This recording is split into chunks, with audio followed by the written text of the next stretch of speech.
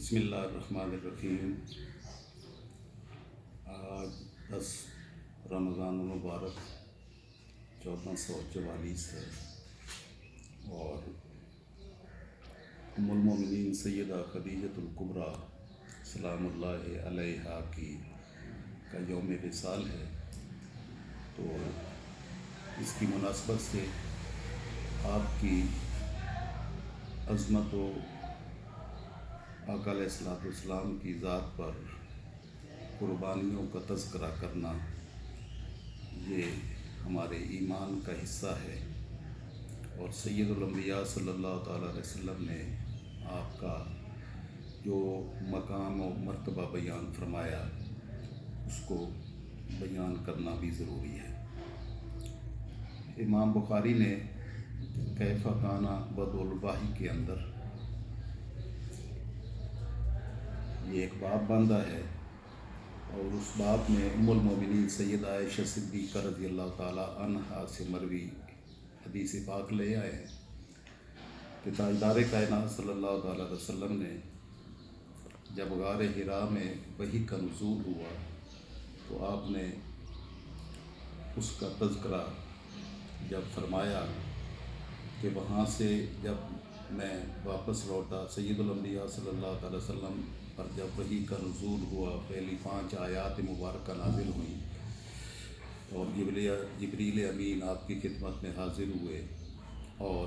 اعلان نبوت ہوا، تو یہ اعلان نبوت تھا، اور یہ اس ذمہ داری جو نبوت کی ذمہ داری آپ کے کندھوں پر پڑی تھی، تو اس کا رعب اور اس کا خوف تھا۔ ذمہ داری پڑنے پر انسان سارا کچھ جاننے کے باوجود اس ذمہ داری کی اہمیت اور اس ذمہ داری کو نبھانے کی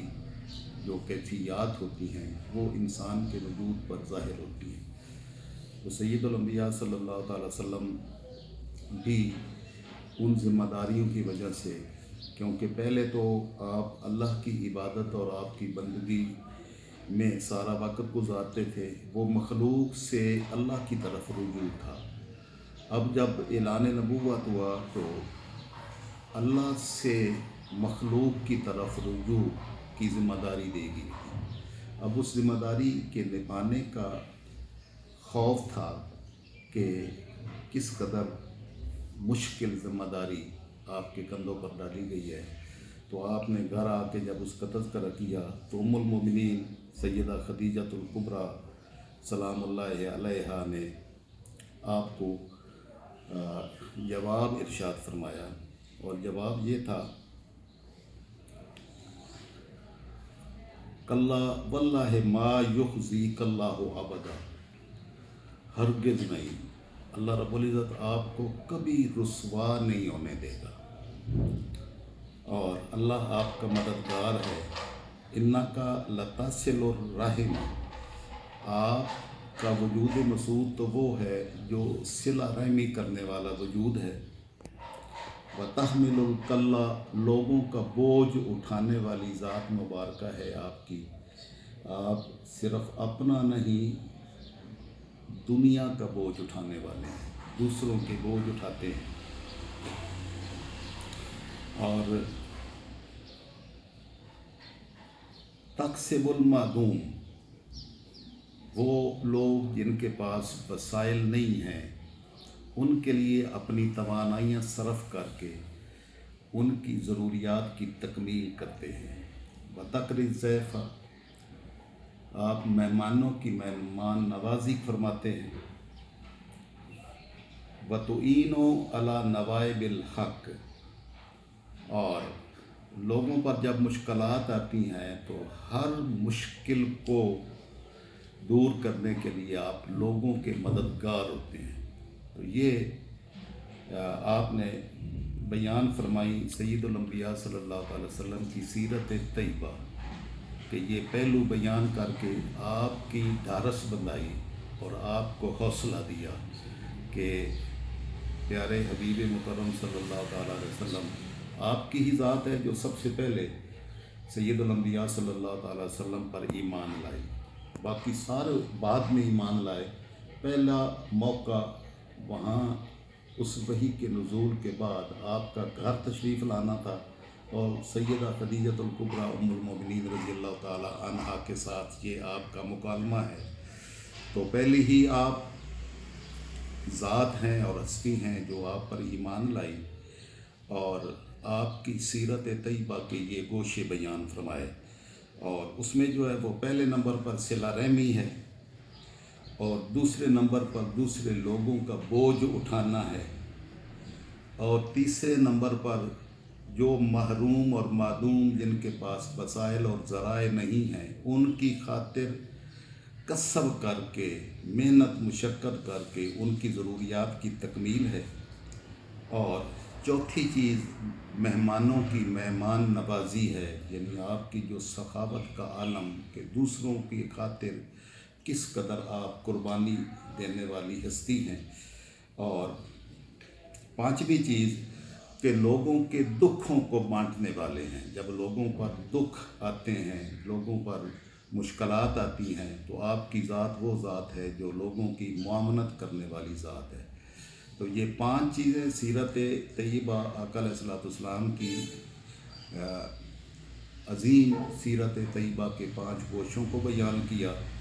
تو یہ آپ کا وہ کمال ہے جو سب سے پہلے اعلان نبوت کے بعد آپ نے بیان کیا، اور پھر سید الانبیاء صلی اللہ تعالی وسلم پر قربان جائیں جنہوں نے اپنی اس زوجہ مطہرہ جنہوں نے اتنی بڑی مدد کی دین کی ترویج و اشاعت اور دین کی تبلیغ میں کہ اپنا سب کچھ نچھاور کر دیا۔ آپ کی ذات مبارکہ پر آپ اتنی مالدار ہونے کے باوجود جو کچھ تھا وہ سارا آقا علیہ السلام کے قدموں پر نچھاور کر دیا۔